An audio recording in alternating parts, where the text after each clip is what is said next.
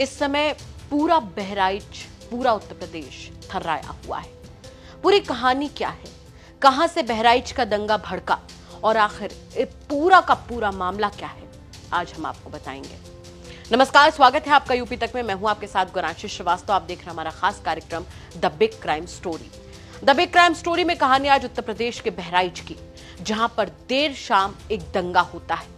इस दंगे की शुरुआत बड़ी मामूली होती है, जैसा कि अक्सर हमें देखने को मिलता है कि कोई यात्रा होती है, हिंदू मुसलमान में विवाद होता है, लेकिन विवाद आपस में सुलझ जाता है।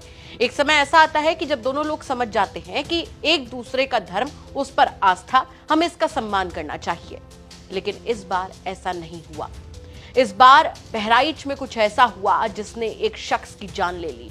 उसका सीना गोलियों से छलनी कर दिया गया। उसके घर वाले अंतिम संस्कार को इनकार कर रहे हैं और साथ ही पूरा बहराइच जल रहा है। इतना कि वहां पर पुलिस को भी इस सिचुएशन को संभालने में दिक्कतों का सामना करना पड़ रहा है। लेकिन पूरा मामला क्या है? कैसे एक घर का चिराग बुझ चुका है? कैसे एक औरत जिसकी मेहंदी अभी शायद हल्की भी पड़ी नहीं होगी, उसका सुहाग अब उजड़ चुका है? इसके पीछे की पूरी कहानी क्या है, चलिए विस्तार से आपको बताते हैं। बहराइच जिला प्रशासन की ओर से दुर्गा प्रतिमा विसर्जन जुलूस को शांतिपूर्ण तरीके से निकालने के लिए सारा तामझाम कल शाम गोलीबारी और पथराव की भेंट चढ़ गया। गोलीबारी में विसर्जन जुलूस में शामिल एक शख्स की मौत हो गई, जिसके बाद पूरे जिले में भयंकर बवाल। गुस्साए लोगों ने गाड़ियों में तोड़फोड़ की और आगजनी की, जिसकी तस्वीरें आप देख पा रहे हैं। आरोपियों के घर पर भी आग लगा दी गई। लेकिन इस मामले में जिसने लोगों का सीना छलनी कर दिया, वो था मृतक राम गोपाल मिश्रा का गोलियों से छलनी सीना। जिसने भी राम गोपाल का शव देखा, वो पूरी तरीके से भड़क गया। राम गोपाल के शरीर पर आधा दर्जन गोलियों के निशान मिले, माथे पर घाव और शरीर पर कई जगह चोटें मिली। जिसके बाद प्रदर्शनकारी भड़क गए, हिंदू समुदाय भड़क गया। न सिर्फ कार्रवाई की बल्कि एनकाउंटर की मांग उठने लगी कि जो भी आरोपी है उनके खिलाफ एनकाउंटर किया जाए। बताया जा रहा है कि बहराइच के थाना हरदी क्षेत्र के रहुआ मंसूर गांव निवासी रामगोपाल मिश्रा शाम करीब 6 बजे विसर्जन के लिए निकले। जुलूस में देवी प्रतिमा के आगे वो चल रहे थे। जुलूस जब महाराजगंज बाजार में अब्दुल हमीद के घर के पास से गुजर रहा था, तो नारेबाजी और डीजे बजाने को लेकर कहासुनी हो गई। देखते देखते दोनों पक्ष आमने सामने आ गए। आरोप है कि इसी दौरान दंगा हुआ और वो इतना भड़का कि 2 लोग गंभीर रूप से घायल हो गए, जिसके बाद रामगोपाल मिश्रा की मौत हो गई और ये पूरा मामला वहीं से भड़का। रामगोपाल मिश्रा की मां इस बात को कबूल करती है कि एक समुदाय विशेष का झंडा उनका बेटा उतार रहा था। उसने वो झंडा उतारा, भगवा लहराया और उसके बाद उसकी जान चली गई। वो रो रो कर अपनी कहानी बता रही है। उनकी बहन भी इस बात को बता रही है कि कैसे क्या हुआ। वो इंसाफ की मांग कर रहे हैं। लेकिन इन सब के बीच में बैठी रामगोपाल मिश्रा की पत्नी, शायद आप उनकी तस्वीर देखकर समझ पा रहे होंगे कि वो पूरी तरीके से शांत हो चुकी है। ना उनकी आंखों में आंसू हैं, ना वो कुछ कहना चाह रही हैं। वो एक पत्थर सी मूरत बनकर बैठ गई हैं। जरा सोच कर देखिए कि 3 महीने पहले, लगभग 3 या 6 महीने पहले शादी हुई और किसी का सुहाग उजड़ जाए तो उसकी क्या ही स्थिति होगी। पूरे मामले के बारे में मृतक की मां, उनकी बहन और उनकी पत्नी भर्राए गले से क्या कुछ कह रही हैं, वो सुनवा देते हैं आपको। बहराइच में जिस तरीके से हिंसा हुई, उसमें राम गोपाल मिश्रा नामक व्यक्ति की मौत हो गई और ऐसे में ये परिवार है, आप देखिए ये सभी परिवार है। ये उनकी पत्नी है, राम गोपाल मिश्रा की पत्नी है और ये इनके परिवारजन है। ये इनकी बहन है, यहाँ पर मौजूद है। ये सभी चाहते हैं कि इनको न्याय मिले और ये बहराइच की जिस तरीके से दशहरे के दिन दुर्गा विसर्जन किया जा रहा था, उसके बाद कहीं ना कहीं इस तरीके की घटना सामने आई है। हम इनसे बात करते हैं। ये बताइए क्या क्या हुआ था घटना में जब ये सब शुरू हुआ?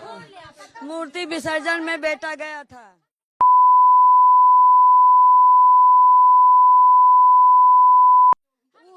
माता जी का तिरंगा लहराने चढ़ गया, लहराने लगा दोनों हाथों से। पीछे से मुसल्लिम आया, पीछे से वार कर गया।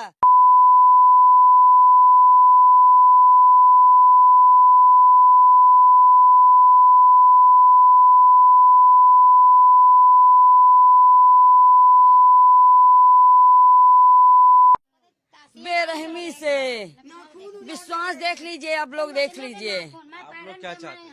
न्याय चाहती हूँ, न्याय।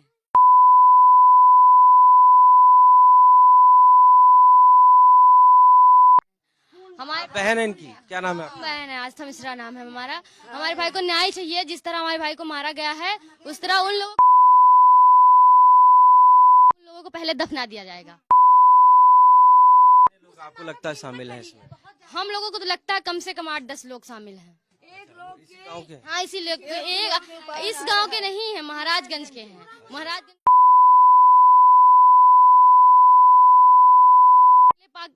पाके बहुत बहुत बेरहमी से मारा है।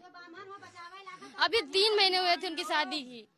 गद्दारी की ही पुलिस वाले, हाँ गद्दारी की ही पुलिस वाले हाँ छिप गए मस्जिद में। कोई नहीं करा, कोई का नहीं करा। हमका रुपया पैसा आना चाहिए। हाथी उठाए गवा हमारे, बिल्कुल हमका। आप पत्नी है उनकी, क्या कहेंगी? क्या चाहती हैं आप? कई दिन की जिंदगी है। न्याय चाहते हैं, न्याय चाहते हैं। ध्यान न्याय चाहती है। क्या होना चाहिए? क्या लगता है? वहीं इस पूरे मामले पर पुलिस बेबस है। जिस हिसाब से दंगा भड़का, उस हिसाब से पुलिस को भी बाहर से अतिरिक्त पुलिस बल बुलाना पड़ा। पूरे मामले पर पुलिस की तरफ से क्या कुछ जानकारी दी गई, वो सुनिए आप। Gaining control of the whole situation. We have mobilized all our force and we are trying to disperse all the people, all the miscreants who are creating trouble. Situation is under control. Yes, yes, it is under control. दंगा भड़का हुआ है, रामगोपाल मिश्रा की जान जा चुकी है। एक वीडियो वायरल हुआ जिसमें रामगोपाल एक छत पर चढ़ता है, एक समुदाय विशेष के झंडे को उतारता है, भगवा झंडा फहराता है और उसके बाद में हमें उस वीडियो में यह भी नजर आता है कि भीड़ उसे ये काम करने के लिए उकसा रही थी। लेकिन आखिरकार हुआ क्या? रामगोपाल मिश्रा अपनी जान से हाथ धो बैठा। ये घटना अपने आप में कई गंभीर, बड़े और न जाने कितने सवाल खड़े करती है। सबसे बड़ा सवाल तो यहां पर यह है कि आखिर विवाद का मूल कारण क्या था? डीजे पर गाना? और अगर डीजे पर गाने से इतनी दिक्कत थी तो क्या पथराव हो जाएगा, जैसा कि आरोप लगाए जा रहे हैं? और उससे बड़ा सवाल यहां पर यह खड़ा होता है कि किसी की छत पर किसी को चढ़ाकर एक समुदाय विशेष का झंडा उतरवाकर अपने समुदाय का झंडा फहराने के लिए उकसाना, क्या ये तमाम लोगों की भीड़ रामगोपाल मिश्रा के कत्ल में शामिल नहीं? इन तमाम सवालों के साथ आपको छोड़कर जा रहे हैं। साथ ही हम आपसे भी कहना चाहेंगे कि अगर आपके आसपास के इलाके में कोई ऐसी बड़ी घटना होती है जो कि क्राइम की एक बड़ी खबर बन सकती है तो हमें कमेंट करके जरूर बताइएगा। हम उसकी तह तक जाएंगे, उसके बाद में उसे खबर के तौर पर आप तक जरूर पहुंचाएंगे। नमस्कार।